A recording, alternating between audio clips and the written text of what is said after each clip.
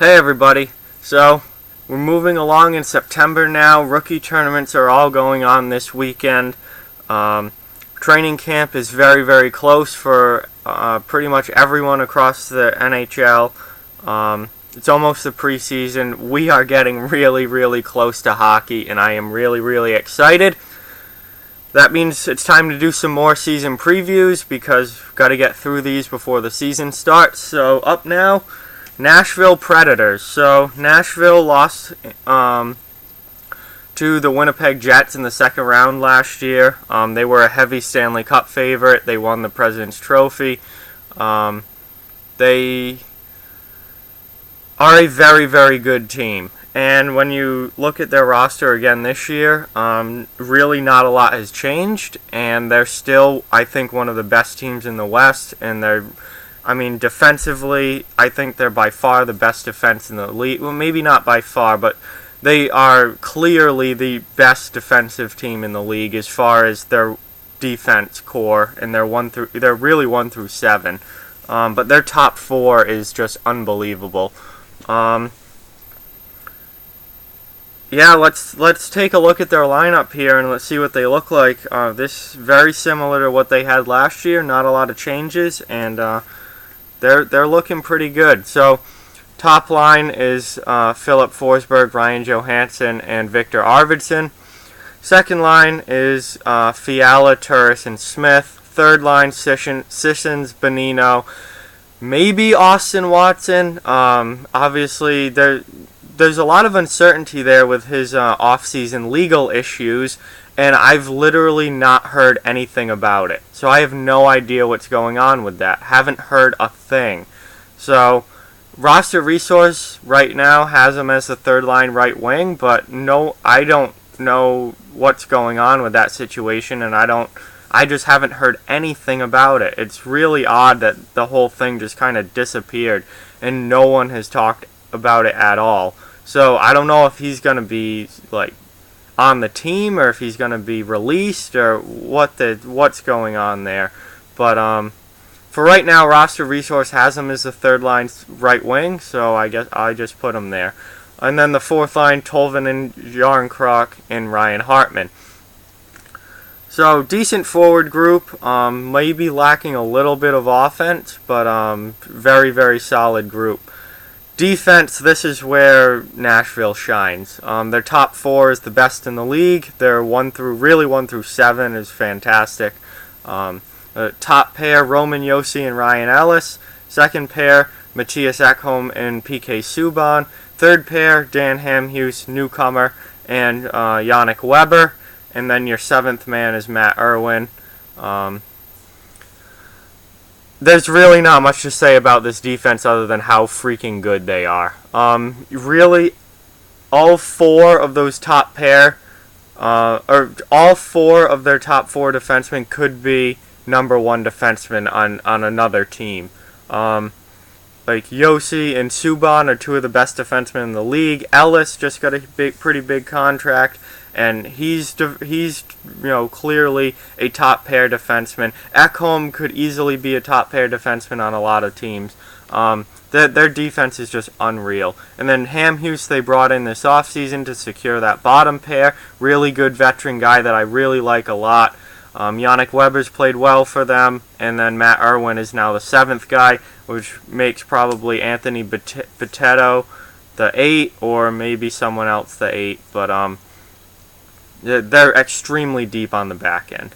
In goal, you have Pekka Rinne and Juuse Saros, one of the best goaltending tandems in the entire league, if not the best.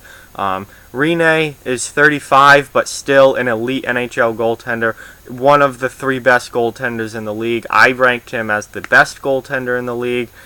He won the Vezina Trophy last year. And then Saros is... He I think, is going to be ready to take over when Rinne finally loses the starting job, either through declining play because of age or because he retires. But Saros absolutely has the ability to be a starting NHL goaltender, and he just keeps getting better and better. So fantastic goaltending, fantastic defense. This team is really, really good. Your extra forwards, are Salamaki and Freddie Gaudreau. So they'll play when injuries happen or steal a spot in training camp. If Austin Watson is not on the team, then Salamaki probably moves into that spot. But overall, this is a very, very, very good team, and I expect them to be one of the best teams in the West. The only question I have with them is goal scoring. Are they going to score enough goals? And that's probably not going to be a regular season problem. It's probably not going to manifest until we get to the playoffs, and then it's going to be, can they score enough goals to make a deep playoff run? Forsberg and Arvidsson are really your goal scoring. And then other than that, where is it going to come from? Fiala is a really good young player. Maybe he steps up and has a breakout season, and if he does that, then that's going to help them a lot. But Smith, Sissons, Bonino, Watson, they're not, they're good players that I like a lot, and they can chip goals in, but they're not, big time goal scorers. You're not going to get 30 goals out of any of them. You might not even get 25 out of any of them. So if you're looking at like 15 to 20 goals from those guys, you're either going to have to spread it out and get a good number of goals from a lot of different people, or they're going to heavily rely on Forsberg and Arvidsson, who both can be 30 goal scorers and should be 30 goal scorers. I just think there might be a little top-heavy goal scoring wise. But that's the only real question I have about them, and I think they're going to be fine. I think if Sissons gives you 15 goals, if Smith gives you 20 to 25, Fiala gives you a 20-goal season, I think they're going to end up being fine. But they are lacking a little bit of firepower up front. It's pretty much on their first line, and then after that, it's kind of just like hard-working, grinding players. But that hasn't been a big issue for them in the past, and they should be all right this year. But anyway, goal scoring, that's not what this team is built on. This is not a team that's going to score 5 goals a game and just rack up, tons of, high-scoring games. That's not how they're built. They are built from the back end, from the goal out, and their defense is just unmatched in the NHL. Their goaltending situation is absolutely superb.